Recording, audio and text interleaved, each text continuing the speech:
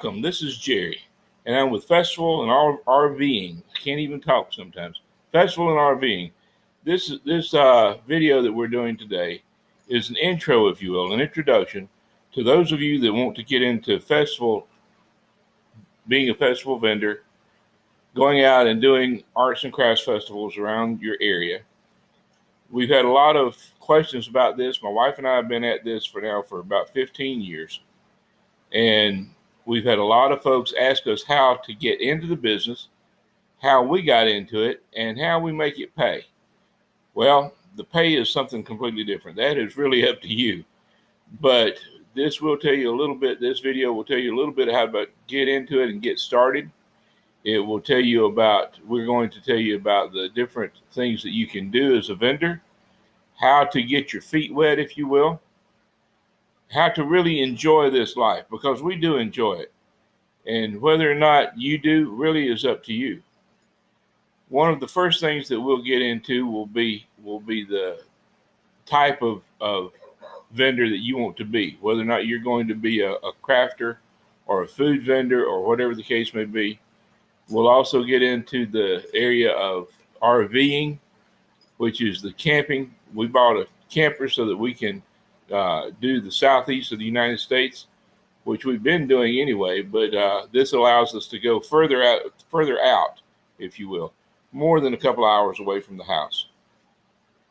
One of the things that we want to do is just give you the excitement that we feel in this lifestyle. So what I would ask of you is go ahead and hit that like button. I mean, smash that like button. We live for that. Subscribe to this channel, if you will. Share it with your friends, and come back and see us on the next video as well. But here we go. Get ready for a good, entertaining RV and festival video.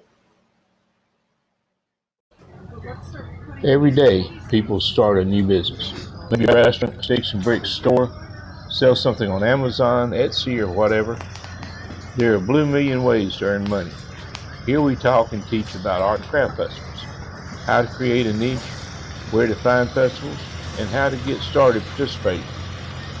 If you watch the video that we're showing here as well, you'll notice that festivals are held in all kinds of different places. Matter of fact, just about every little town has one.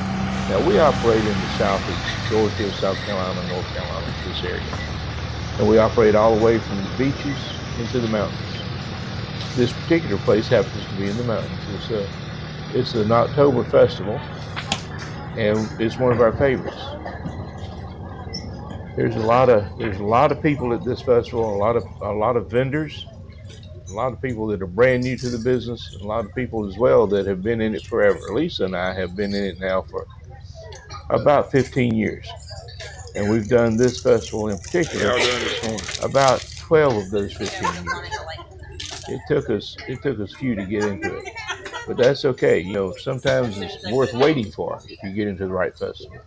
And we're also going to talk about how you get not only into a festival, but what you need to do to, you need something to sell.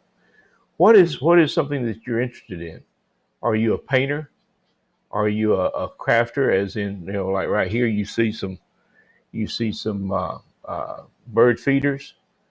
Can you make bird feeders? What about, as my wife does, she makes candles. As you can see here, these are bakery candles, beautiful candles, and they smell just as good as they look. A lot of people love those. I also do some painting. As you can see on the back there, there's a couple of pieces of artwork that I've done. There's also carpentry, if you will. You may decide that you like to build things such as little houses. These are little we call them mosquito houses. They look like little bird houses. They're on hangers. They don't take much to make, but they sell very well. People love them. They'll put them on their Christmas trees. They'll put them, just about anywhere and everywhere. We also have now my particular favorite. I go in for fixing things up for kids. Matter of fact, my main line is marshmallow shooters. They shoot the little miniature marshmallows. You see some of them here. I do them in all different colors and sizes.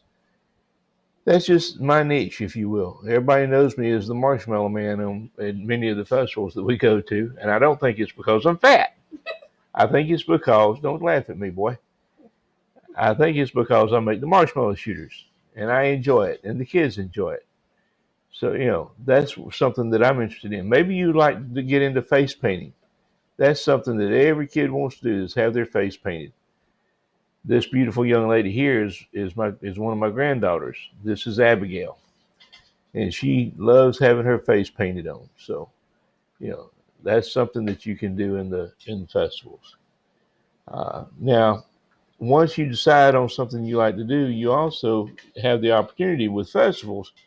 The nice part about festivals is they are all over the place. You can travel close, you can travel far away from home. If you decide to travel more than a couple of hours away from your home, it's good to have something like a camper, an RV, and that's what our channel is dedicated to, festivals and RVing.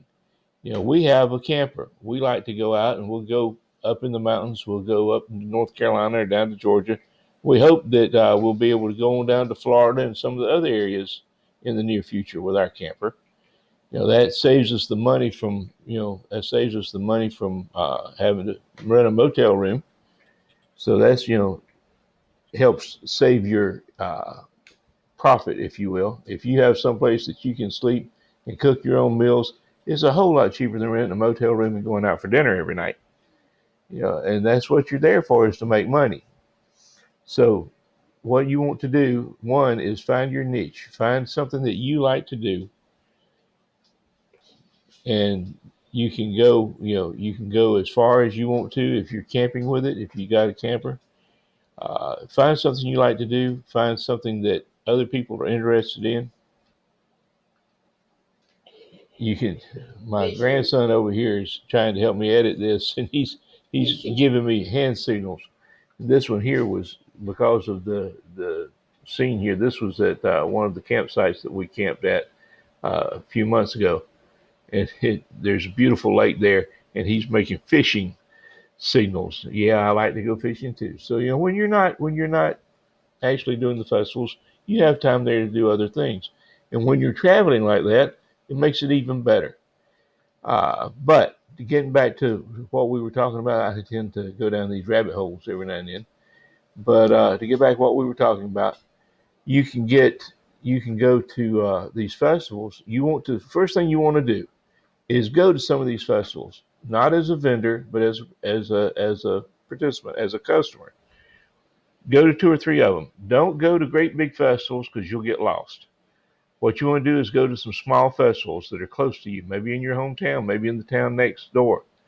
But go to these small festivals, talk to some of the vendors, see what type of things they have, get some ideas, because that's where you're going to come up with some of your best ideas. Now, I'm not telling you to copy what they're doing, but just get some ideas of the types of things that they do, and watch as people go to their tents, go to their booths or whatever, and see if they're actually buying stuff.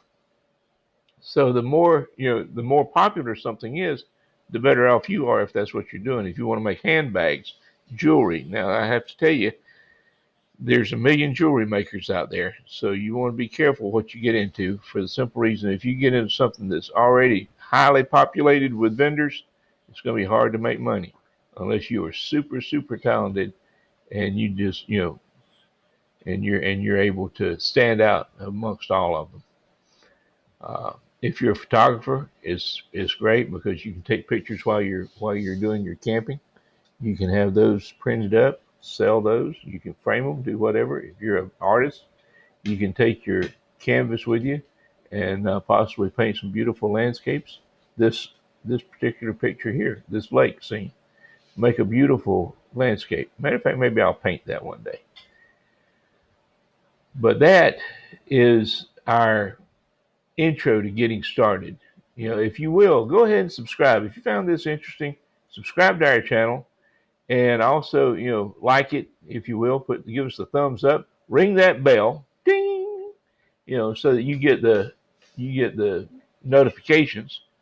Uh, Tell all your friends, send a link to your friends, and let them know about us, especially the ones that want to get out, maybe make a little bit of extra money on the side.